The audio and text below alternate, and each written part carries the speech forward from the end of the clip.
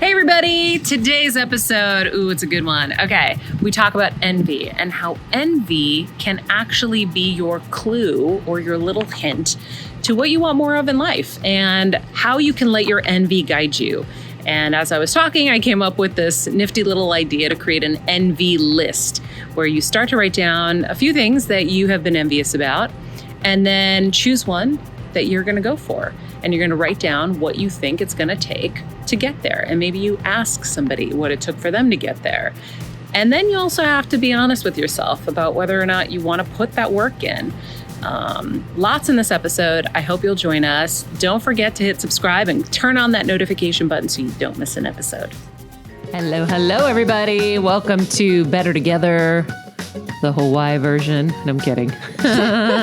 Would it be nice if we were in Hawaii right now? I mean, one day. I was just getting such aloha vibes from the music. I love that.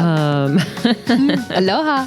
Aloha, everybody. Aloha to our Heal Squad. Excited to be back with you. We're kind of officially back now. That's right, baby. That's it. We back. We back. We not leaving you again. No. So, in honor of us being back, let's start with our quote of the day. It is not greed that drives the world, but envy. Ooh. I gave you two options today. That's Warren Buffett. We love. Or, don't be envious, be inspired. And that's from someone whose name I won't pronounce properly, but I'll take my best attempt. Thibaut or Thibaut? Both sound great. I think it's like Thibaut. I think it's French. Thibaut. Thibaut. I like it. It's not greed that drives the world, but envy. Warren Buffett, obviously, he's talking about the fact that, envy is probably the driving force behind people wanting more, right? And so maybe that would be what I would think Warren Buffett would interpret it as. And then don't be envious, be inspired is what we're going to talk about today. That's right. Is letting your envy guide you. I was inspired to talk about this today, so that's what we're going to talk about.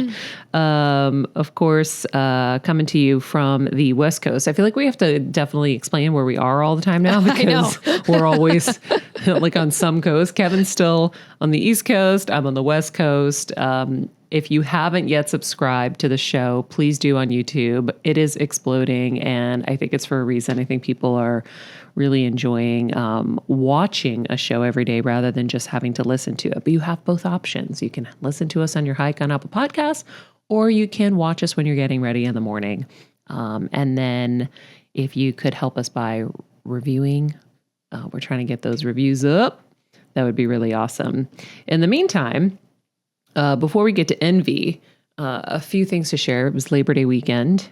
It is currently Labor Day weekend. Currently. It's all right. We are getting ahead because Kelsey's going to court tomorrow. Again, you guys, jury duty, court. Now, but I told the Patreon people this, Maria. I did a good deed that now I have to go to court for. When I was in a car accident, like last Christmas, the person who was my witness, saved my butt.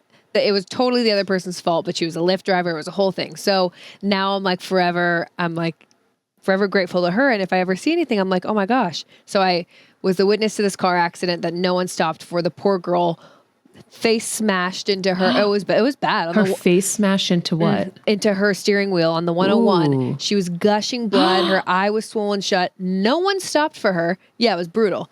So anyways, now I have to go to court for it tomorrow. Wow. Mm-hmm. Well, this is the problem, right? You hear people all the time say, don't get involved. Then you're going to have to deal with shit. And it's like, yeah, but that's life. And you can actually be helpful to someone like you were. So yeah, I mean, Kevin and I have superhero complexes. So we we do the same thing, turn around. Kevin recently, I think it was a couple months ago. Yeah. Yep. Helped someone and then was getting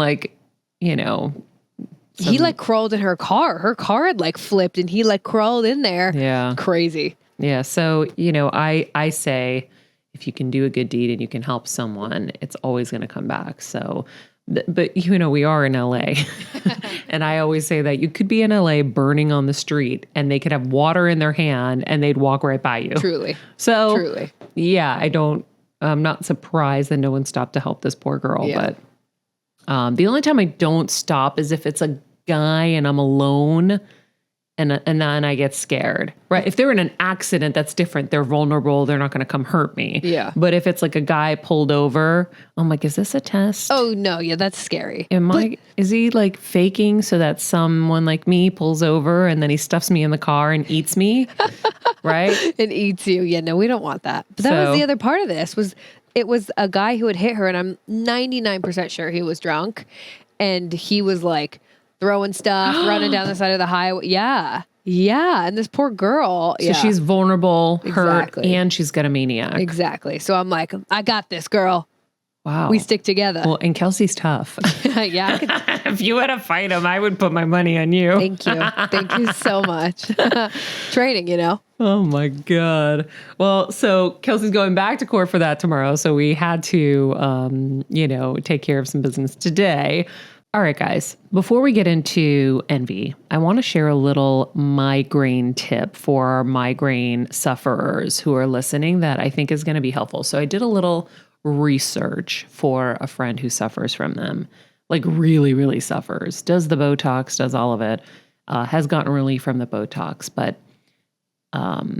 this person's losing some mass on their face.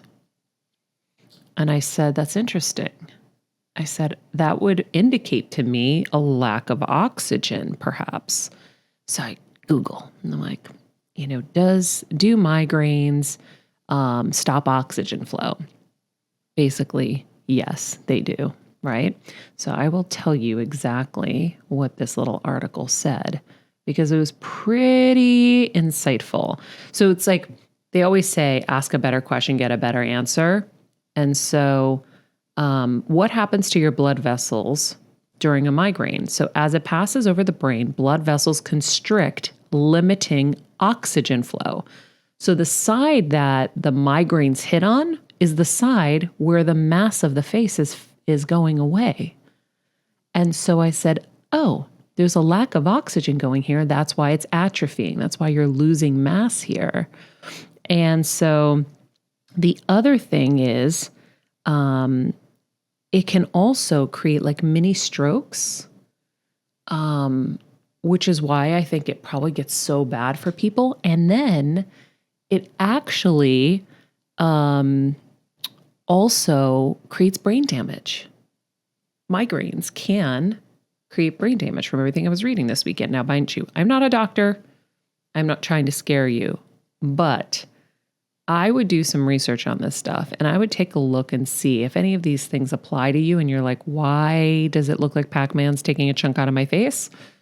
Or why is this one temple, denting inward so much? Or why is my jawline denting inward or whatever? I would look into this. And so they say that it's not just about pain reduction and how do you live with these migraines. It really is about prevention, even for migraines. Like we talk about prevention for other things, but for migraines, I never really thought about it like that. I thought about how do I soothe, how do I fix, how do I help, right? Or if I'm thinking, I don't get them, but I'm just saying. But there is an argument for prevention for migraines as well because of the brain damage. And apparently, and you look this up yourself, apparently 40% of migraine sufferers are at risk for dementia. And if you think about it, when there's a lack of oxygen in the brain, brain cells will die. Right. So this was just kind of like mind-blowing. So, scary. I go down these rabbit holes and I start studying. And so can I ask, did she like see this mass that was kind of gone and asked you, or were you like, oh, that's interesting? Yes, this person was noticing this. And I just, I ask good questions because I'm a reporter and I've been doing this for a little bit of time now. And so I said, well, let's start thinking about this in a different way. But this is the stuff that I've never heard doctors really talk about. And I think that they just get so focused on the same thing of like, okay, how do we stop the pain? How do we prevent the pain? Band-Aid it, yeah. And anyhow, I offer that to you guys in case it's something that's useful for you. I think that's wild. And Yeah. I just think that like, it's such a good lesson. I mean, I was telling Maria this the other day, you guys, with even my stomach, right? Like she's made me such an investigator and an advocate for myself, because these doctors are not bad people at all. They want to help you not be in pain. But oftentimes that comes at a cost of like not finding the root. So anyways, it's just like you have to do your research and be your own advocate. So Yeah. And keep pushing, keep thinking of it different ways, and also keep collaborating with people on what they might think, but also just listen to your own guidance after, right? So I'm always trying to get you to think about it differently. And also one of the things that you can do when you're desperate is you can just be like, oh my God, this person's going to save me. This person's going to save me. So instead of doing what I always say, instead of, a lot of people will go to a doctor and be like, oh my God, he's a doctor. He's amazing. Well, it doesn't mean he's God. He just has studied and has more education than you, but it doesn't mean he's going to necessarily have all the answers. So you can't just lay everything in one person's hands, but at the same time, you don't want 1,000 people either, because that's where I think you bumped your head, is you're like, no, this person said this person's amazing, and this person's amazing, and that person's amazing. And now you have 80 people trying to take care of you, and you're only going to exhaust yourself and do too many different things and confuse yourself. And so there's a collection of data, and then a patience, and then an inner guidance that you need to get to the answers for yourself. And so it's a process, and it's a lot. But I'm grateful. I'm grateful you're here helping us with the process, because God, I mean, I'm telling you, even like now I go into doctors with like pages of notes. I'm proud. I'll show Maria like, you didn't even go to doctors before. Well, that's a good point. I didn't go to real doctors, but yeah, now it's like, all right, here are my pages of notes and research. Yeah. It's just, it's a lot. Yeah. And you need both. And they just don't have the time to dedicate to you guys that they wish they could, because they go into the profession for the right reasons, right? They want to help you, but they have 15 minutes with you or whatever. Like that's what Dr. Christie Funk told us on this episode. She's like, I have 15 minutes with each patient. Like, how deep can I go? Right? Which is, I have no words for that. It's the classic, like, hand on the door. And I'm like, no, I still have like 3,000 questions. But it's like ordering 3 coffees at Starbucks. That's how much time you're getting. Yeah. It's crazy. It's crazy. Anyhow, so let's get to, and P.S. I stood up to the dogs this weekend. Oh, yeah. Do tell us. It was a big deal. So if you're like me and Kev, your dogs run your life. And our dogs have always run the roost in our house. And so this weekend, as sleep deprived as I was, having to wake up multiple times a night to let them out, to entertain their hunger at 3 a.m. Max is like, I want to eat, Mom. And he's standing in front of the refrigerator. And I'm like, no, this is not breakfast time. So I popped them in the kitchen. I let them sleep there. I went to my bedroom. I locked my door. Wow. And I slept 2 glorious nights in a row. Wow. The first night was a little on edge because I was like, what could be going on down there? And I didn't want to look at cameras every 2 seconds. So I just kind of let it go. And then, I got 2 glorious nights of sleep in a row. And then I stood up to Winnie, who wouldn't eat out of her bowl. And I put her food in the bowl. And I said, bitch, you're either going to eat it or you're not. And guess what? She ate it. She ate it. Because she wouldn't. No. So when we got back from Connecticut, she wouldn't eat out of her bowl. For some stupid reason, the dog she's got traumas from her past life. But we had this pink bowl that she liked. And then she wouldn't do it. So we have to lay a new sheet of plastic down every time she wants to eat. Okay? Like, come on, Winnie, climate change. Like, come on. So now she's eating out of her bowl. But I realized she liked her pee pad in front of it. Oh. Remember we used to put her pee pad in front of it in Connecticut? Yeah. And she had some like kind of solid You're right. thing. So now she eats out of the bowl. Interesting. So I stood up to them. Good for you. I was like, I matter too, people. Yep. And if that Mom inspires sleep you to matters tell too. your children at home, I matter too. I'm just kidding. I'm kidding. Your canine children, because your human children, I don't think you can do that. But That's great though, because can you imagine moms across the country lock their doors, leave the kids in the kitchen? They're like, Maria Maria told me. Oh my God. Stand up to your kids. No, I think that's good though. You got to be like, hey, you know what? If mom doesn't sleep, then mom's not running this house well, and you guys are not going to, Guys, I just Be started good. realizing this weekend with Alyssa how much they run my life. It's like I'm cleaning up poop every 2 minutes. Then it's like, this one's got diarrhea. I got to get them some Flagyl. Now I got to go to the store and buy some rice. And then they're barking at me because they want to be played with and picked up and this and that. I go, oh my God, my life is just catering to them. No, I'm not doing it anymore. I love that. I'm proud of you. Yeah, thank you. It is excruciatingly hot in here, by the way. Maybe. I just don't understand. Are you sure the setting is on? Because Promise. it should be cold by now. That's a very expensive unit. I promise. It's down at like 15 degrees Celsius. And I don't know why we use Celsius. That thing is on Celsius. Okay, let me check. Because last time you thought a Celsius was what it was like 80 No, degrees. look, I have it written on my whiteboard from last time. Okay, Celsius to Fahrenheit. It's 59 degrees. Yeah, there's no way this is 59 degrees. Boosh, will you come in here for a second? Coming. I am cooking. Maybe we need some, because look, I wrote it on here. 16 degrees on remote when really hot. I love it. Remember one time you had it like, like at 30, you're like, it's at 30 degrees Celsius. I'm like, that's like 100 degrees. That is so Fahrenheit. hot. Yeah. Okay. Pooch to the rescue. Just grab that little AC remote and let's take a look at what the heck is going on here. Fan? Oh, the fan was on the lowest setting, Kelsey. Oh. Oh. This is why I don't trust you and I go back in and I do it myself. Do you feel it coming out now? Now it's warm. Yeah. Lowest setting, yo. You're trying to kill me. On the fan? Guys, it's not just the dogs. It's Kelsey, too.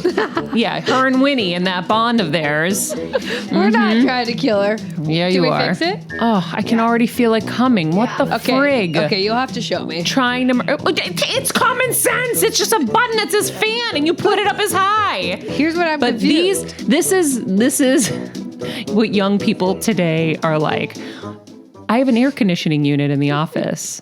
I go in and they're cooking and sweltering. I go, guys, why don't you turn the air conditioning on? They're like, it won't work. And I go, plug the plug in. See, the machine's right here and there's like a little plug right here. And it was like it was obvious. It was obvious. Yeah. It was obvious. And then they're working in the dark. And I go, guys, why don't you turn on the lights? They're like, what lights? I go, do you see the switch on the wall? Let's turn the lights on. Yeah, that is a very millennial thing. I will say mean, that.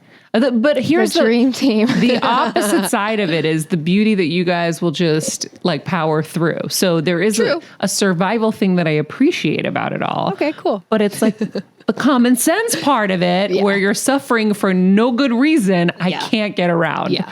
But I also had a mom that beat common sense into me. If you would like some of it, I can beat it into you too.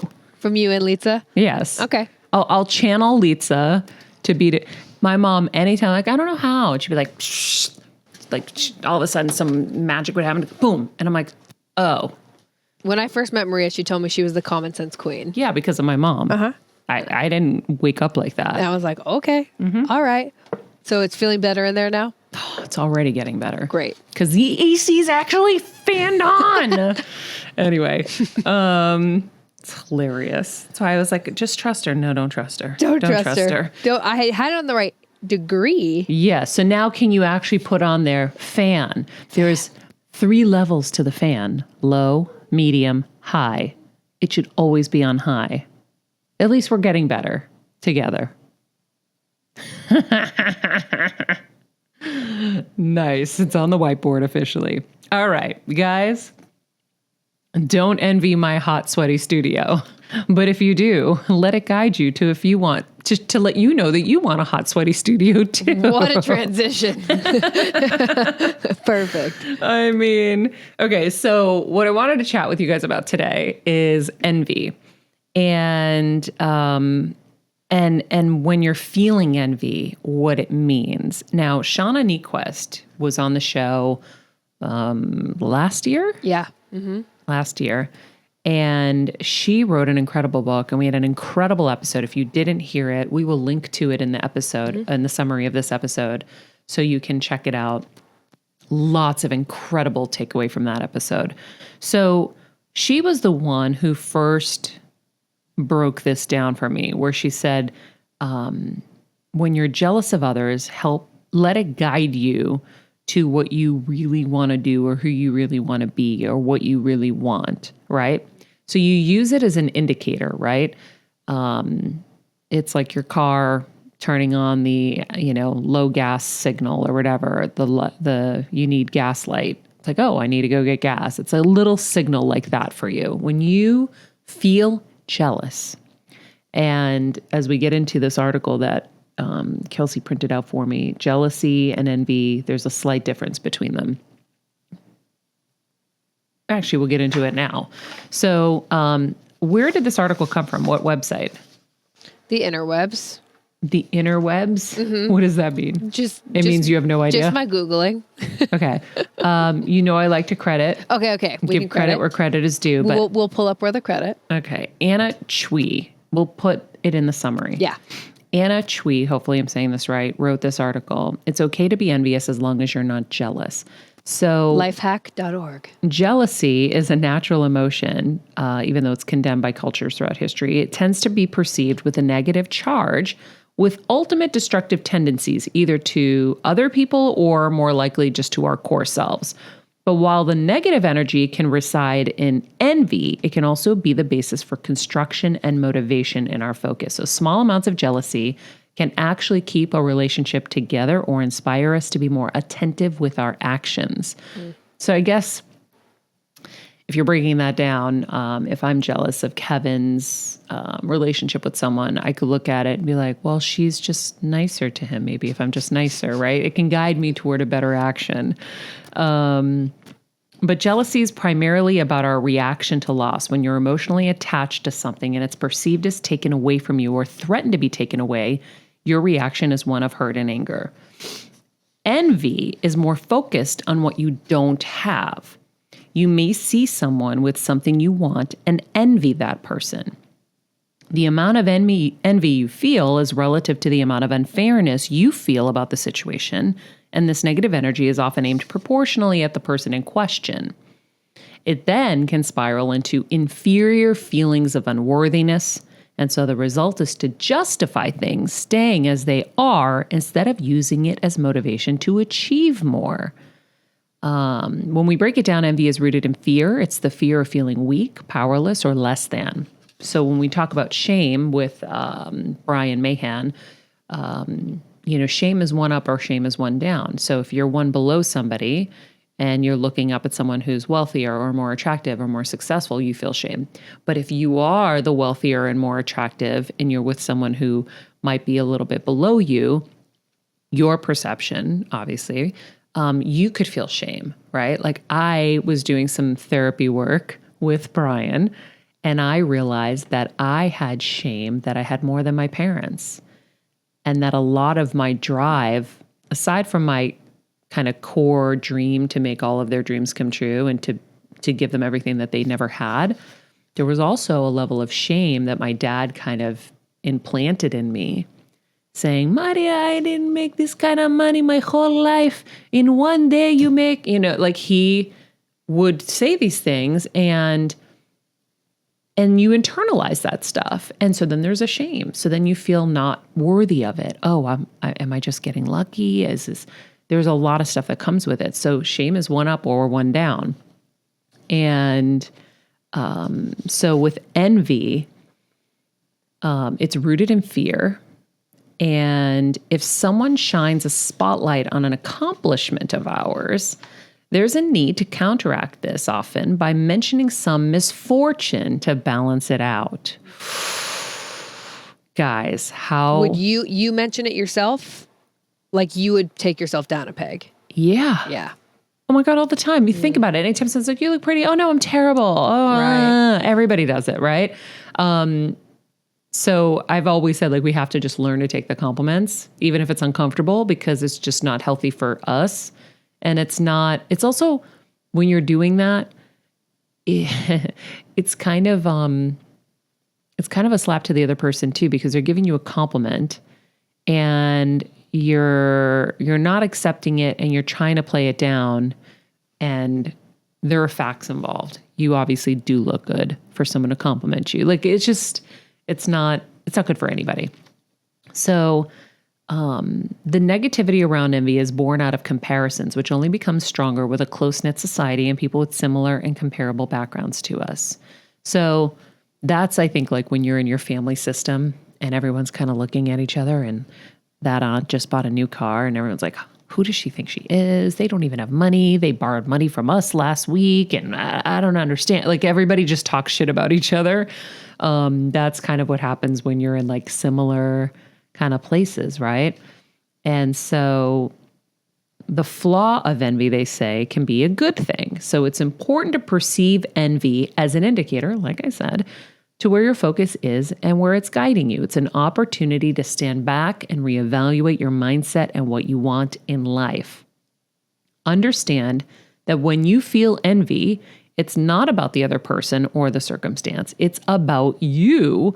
It's time to question yourself, not in a judgmental way, but rather a means to focus on what needs to change within yourself in order to get what you want. So if you want to use envy to your advantage, what can I learn from this person, right? What are they doing that I'm not?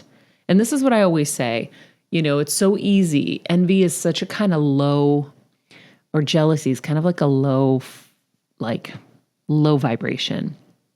But if you can take it and make it into a higher vibration, and I think the way you do that is say, okay, damn, I love how Kelsey's just always so bright. I wonder how I could be more bright. That's now shifting the energy around, because you're not hating on her. You're saying, how can I achieve the same thing? Because obviously if I'm envious, there's something I want. So when I was watching the Beyonce documentary, maybe 2 years ago or whatever, remember she came out with that insane documentary from her Coachella thing? Yes. Oh my God. I just was like, this woman is everything. Holy shit. Or when I look at Kim K, I have the same feeling. And I say, what is it? Yeah. And I'm like, it's their fearlessness and just their force. They're a force of nature. They just go for it. And they're unapologetic. And I obviously want a little bit more of that in my life. So I had been applying it before, Shauna, but I love when someone verbalizes it and explains it. So whatever it is, you find yourself looking at somebody on Instagram and you're jealous or you're envious. What is it that you're envious of? Okay, so they're on a yacht. Okay, so you wish you could be on the yacht. Well, what are you doing to get yourself on a yacht? Start to think of what are they doing? Now, they might just be shaking their booty and, and getting in the right crowds. Or maybe they're working their butt off and getting in the right crowds.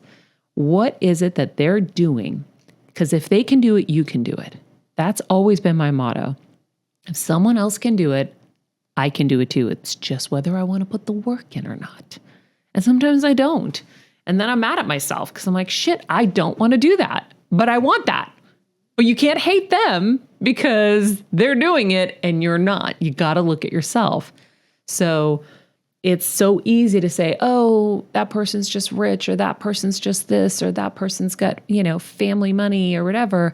And yes, those things are true. But how many examples do we need of people who don't have all of that still succeeded and that still overcame? And so I think that it's always about taking a look inward and saying, what am I not doing? What do I need to do more of? And even I would make it a test, every time you're envious of someone, make a list of what it is you were envious of. Was it their fashion? Was it their courage? Was it that they're in their purpose? What is it that you're envious of? Start making the list and then say, okay, which of these is most important? Because you're not going to be able to tackle all of them, but which of these are most important? Which one of these on this list is most important to me? Highlight that one for now and start a list of what you need to do to get there. And then you'll get there. Because where focus goes, energy flows, as Tony Robbins taught me. You can get there. For example, we're rebranding. We're doing all this stuff behind the scenes. It's going to take a second, but everything, worth it, takes time. We're going to be adding some blogs. And I'm like, oh God, how do you are blogs dead? So I did a little meditation this morning. It's funny. I'll share it with you guys. Anytime I kind of feel a little bit like overwhelmed or lost or whatever, I go back to my Esther Hicks notes on my phone. And there was one thing that she taught me to do every day and say out loud. And so I'll say it. We can put it in the summary of this as well so you guys can have it. And it's, I'm getting ready for bigger and bigger things to come. I always get what I want, and I'm much smarter now and better able to handle it than before.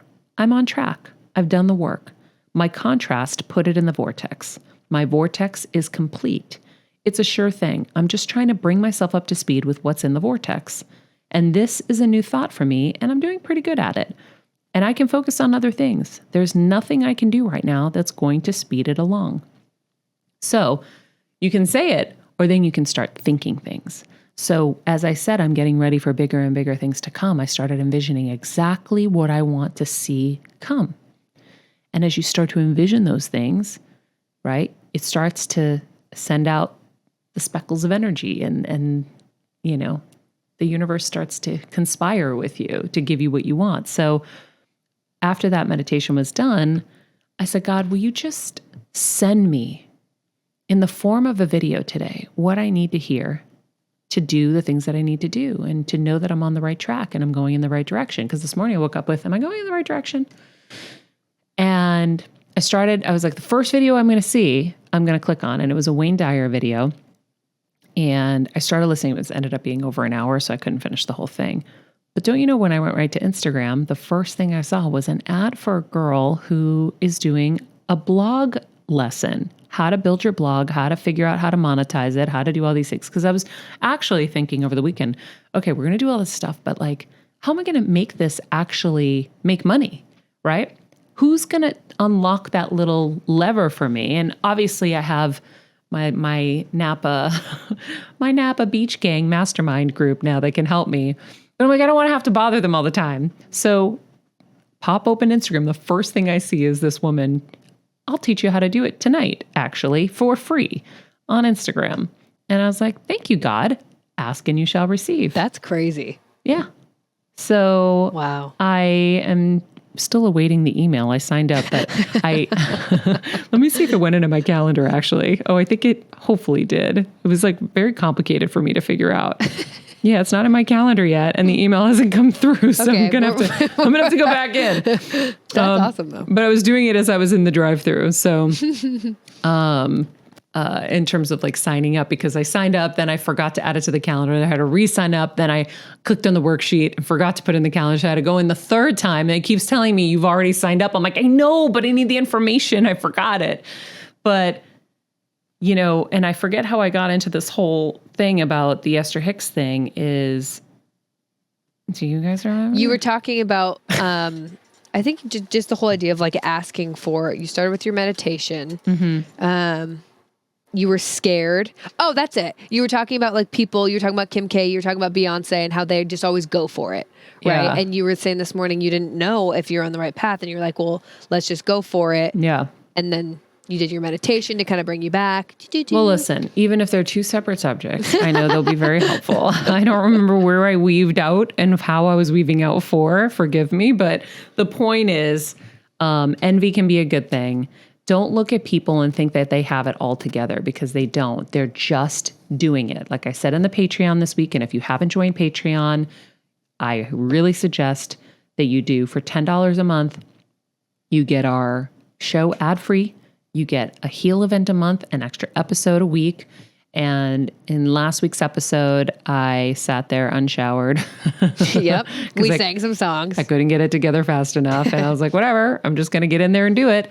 And I talked about, what did I talk about? I already lost my train of thought again. Fear, courage. Oh yeah, doing it anyway. Mm-hmm. So you got to just do it. And so create your envy list, start to see what you're actually wanting, because you're being guided to it, right? Obviously, Instagram is just a haven for envy and jealousy and just feeling less than. But if you can use it to your advantage like this, then I think it can be a really great tool. So start to look at the things that are grabbing your attention. Why is it that you're so envious of Kelsey or Kevin or me or whoever? What is it? And then start to hone in on it and then start working on it and then just do it. Like I said, you can do anything you put your mind to. It's just, do you want to do the work, right? So we're doing all this stuff. I'm putting all the work behind it.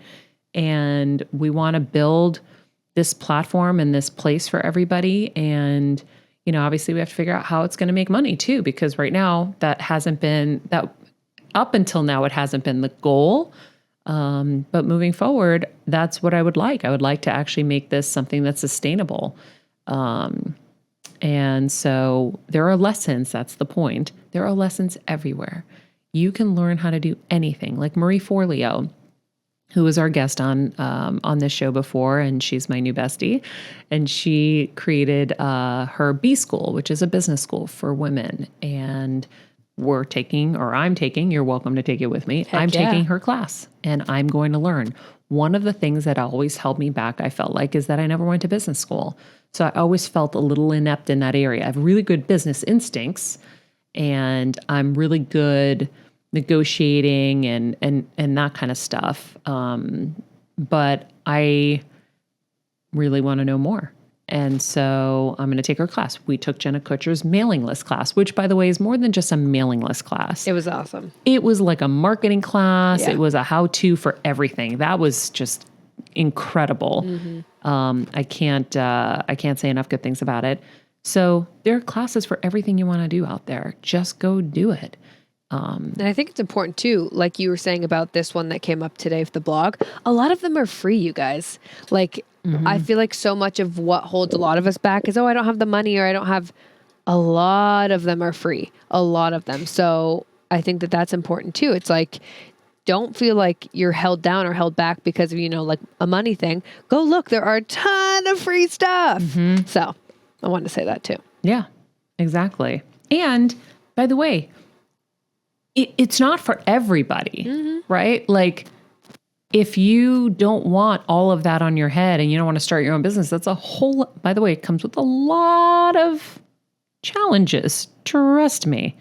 Not for everybody. You might be the support person that loves to support. And if you make yourself invaluable, you'll always win. Always. You don't always have to be the one in the line of fire.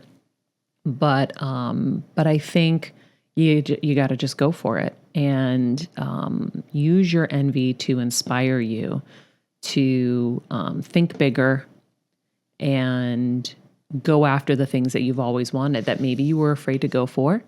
Maybe your standards have not been up to par. Like Tony talks about, like raising your standard, and it's easy to have your standards lowered. And I've had that happen so much. Even before we did Tony's class last year, I was so exhausted. I was so burnt out from my team up until then.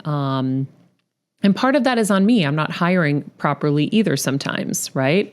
So I think that, when you're actually professionalizing your business, you're going to hire the people who are 1,000,000,000% amazing at what they do, so that you're not having to train everybody all the time, and you're not having to teach everybody all the time, and you're not getting weighed down. It's just like you're operating like at the highest levels because you got the expert in that area. So that's also on me. And I'm learning as I'm going, and I'm getting better as I grow. But you have to have standards for your own success, and standards for what you want in your life, whether it's in your relationships, in your health, and your business. So envy can be a really good thing, and it can be an opportunity for you to kind of push yourself to that next level. So I hope this inspires you to let envy be your guide. I love that. I wanted to say too, I really like when you talk about, it's like, okay, you're envious of someone, but then you're honest with yourself if you don't actually want to do the work. And I think that that's so important, because that understanding that, then it's like, you can't be pissed because I don't want to do the work. I want that, but I don't want to do the work. So, okay, then let's move on. And I think that that's so important. Like you even said, I mean, you look at, some people and you're like, okay, but I don't actually want to do that. Yeah. Okay, then move on. Yeah. Move on. Cause it's not them, it's you, So I think that that's so important. And exactly. Like it's taken me up until last week to find a role model that I see as what I want. And that's Marie Forleo. I see that woman has a life. She seems happy. She's uber successful. She's doing it on her own terms. And I just think that she is my new kind of model for success as a female, because she's not coming apart at the seams. Her health isn't just all over the place. Like, listen, we're all going to have health problems. It doesn't mean you did something wrong, right? I'm not trying to put that onus on us. But I just kind of look at her and I'm like, I think you got it right. And I like that. And I want more of that. And so, I know that. And by the way, the other thing is be careful not to assume what it's going to take either. Because I think, I assume that if I want to be flying on private jets, it's going to be a shit ton of work and I'm going to be exhausted and I'm going to compromise my health and all of that. And so for me, for the longest time after surgery, I had this image of a man on a rocking chair, maybe somewhere down south on a little farm, having just like a pure, simple life.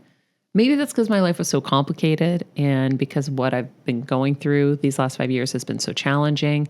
I just needed simplicity.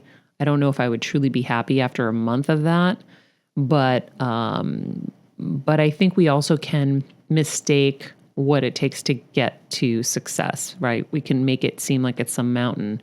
And one of the things I learned at that mastermind event I went to in Napa a week ago or so was when you are with the right people or you read the right books, like Tony Robbins' Money Master the Game. My life changed after I read that book. I was able to unlock things because I educated myself.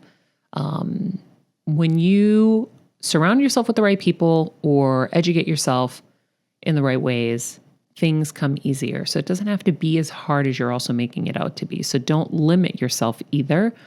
But I think that once you get there, you can say, and I've gotten there, I'm like, yeah, no, I don't want that. I want this kind of life.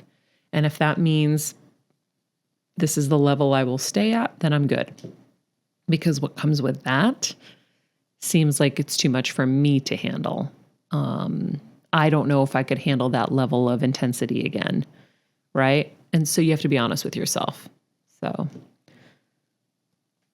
does that make sense? No, it definitely does. And I think it's just like, I'm internalizing it all because I think it's such a level that you've gotten to where you can be honest with yourself, right? Mm-hmm. Because I think it's really hard, especially if you think you want something for forever, right? And then you realize, oh God, maybe I don't want that because I don't want to do X, Y, and Z. But that can hurt, mm-hmm. right?